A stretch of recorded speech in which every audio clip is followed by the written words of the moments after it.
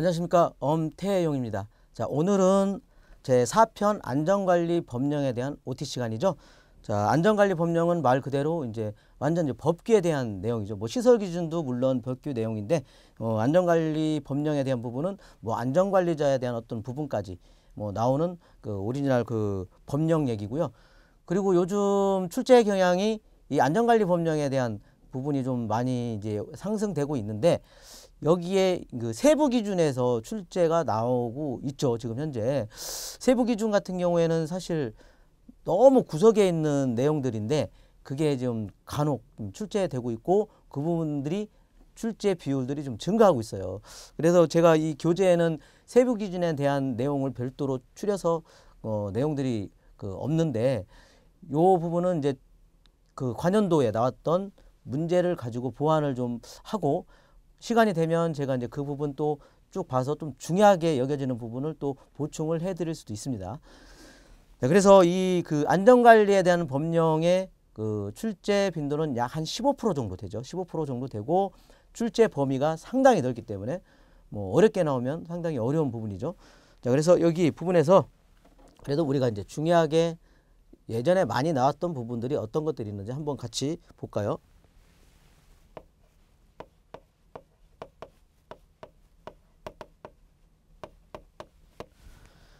자, 첫 번째로 제조소 등의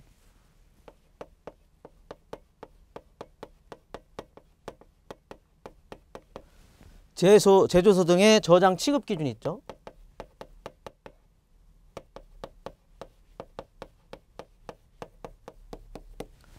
자, 첫 번째로 류별, 인류에서 육류, 류별 저장 기준이 있겠죠. 자, 저장 기준.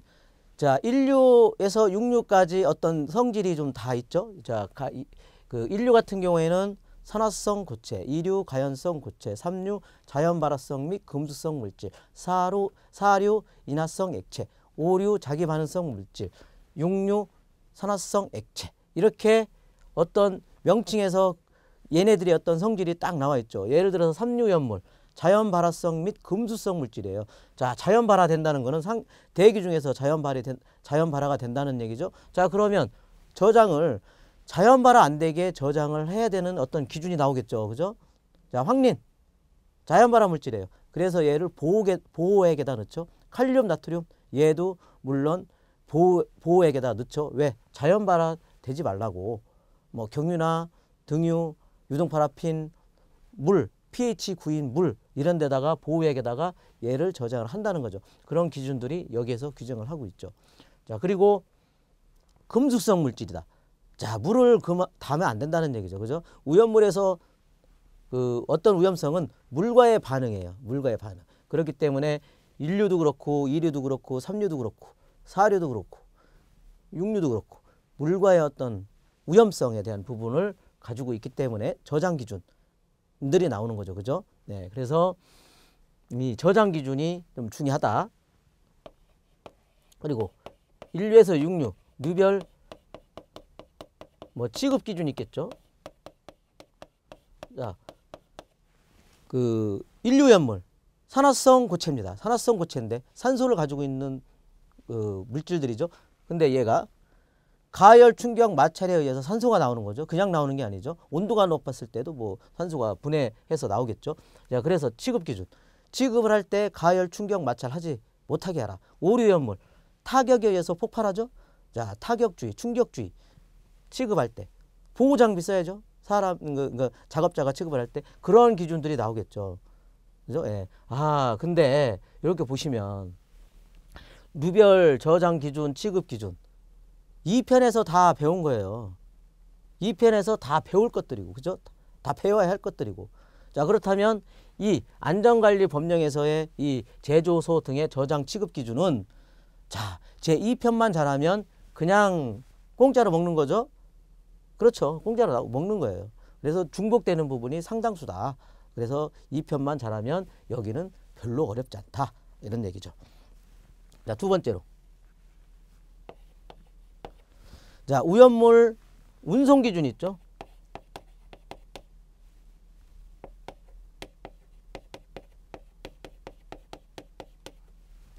우연물 운송 기준이 있습니다.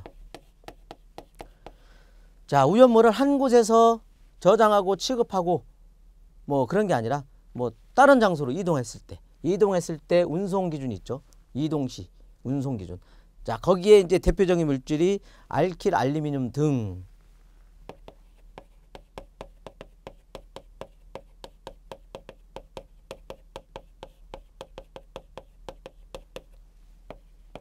뭐 아세트알데히드,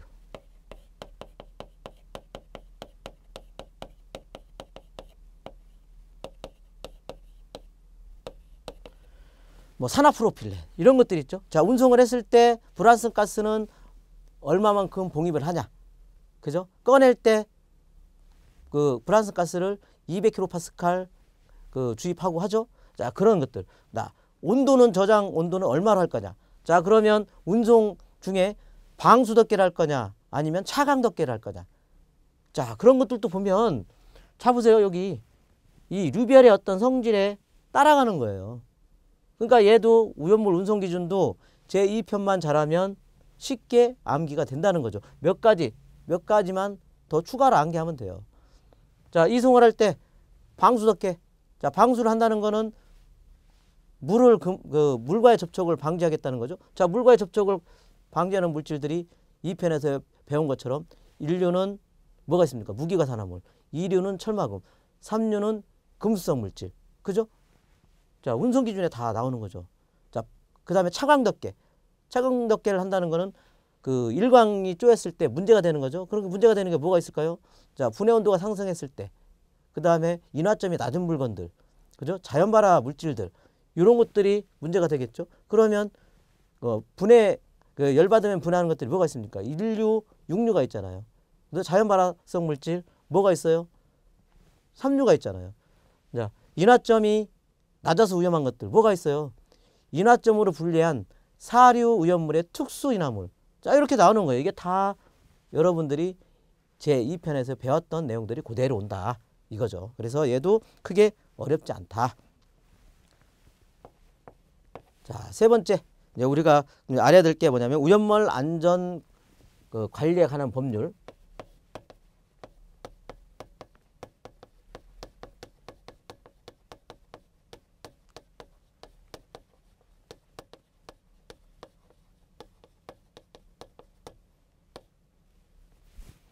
자, 법률은 그죠? 뭐 법령도 있고 시행령 있고 시행 규칙 뭐 다 얘기를 하는 거죠. 안전관리자에 대한 내용. 자, 우연물 안전관리자는 누가 선임하고, 그죠? 누가 선임하고 누구에게 보고하고, 그리고 우연물 안전관리자가 선임이 됐을 때 어떤 책무를 하고, 그런 내용들이 쭉 나오겠죠, 그죠? 예. 예방규정. 자, 우리가 하나의 건물에 소방에 대한 부분을 소방계획서를 작성을 하죠. 자, 우연물도 마찬가지로 예방규정을 작성합니다. 자, 예방규정은 소방계획서라고 생각을 하시면 돼요. 자, 예방규정 또 대상들도 있겠죠. 무조건 작성하는 게 아니라 어떤 대상이 됐을 때 예방규정을 작성을 한다. 예방규정에 대한 내용.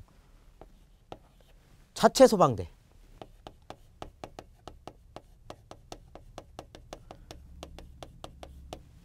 자, 자체소방대를 다 두는 게 아니라 일정 이상의 어떤 지정수량이 넘었을 때 자체소방대를 두어야 된다. 이런 것들이죠. 자, 이거에도 많이 있죠. 이거에도 이제 그 탱크를 제작을 했을 때 그 업을 하죠. 저희가 소방 쪽도 뭐 관리업이라든지 공사업이라든지 설계업이라든지 이런 걸 업을 하죠. 예, 마찬가지로 우연물 쪽도 관련 업이 있죠. 우연물 안전관리 그 업무대행이라는 업이 있고요. 그 다음에 이 탱크를 제조를 하면 탱크 그 제작할 수 있는 그 업, 그리고 탱크를 제작했을 때 거기에 탱크가 누수라든지 이런 부분이 없는지 검사하는 검사 관련된 업, 이런 것들이 있죠. 그래서 이 우연물 안전관리법에서 규정하고 있는 업에 대한 부분들도 이제 쭉 나오는 거죠. 그래서 이 안전관리 법령에 대한 부분은 이 제2편 우연물의 성질 부분을 잘 해놓으면 좀 쉽게 공부할 수 있는 파트다. 이렇게 이해하시면 됩니다.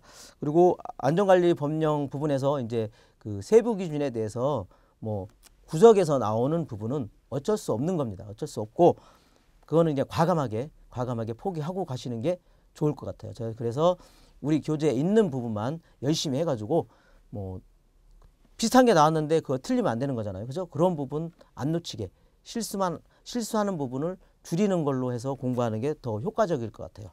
자, 오늘 안전관리법령 OT 시간 여기까지 하시고 다음 시간에 안전관리법령에 대해서 배워보도록 하겠습니다. 고생하셨습니다.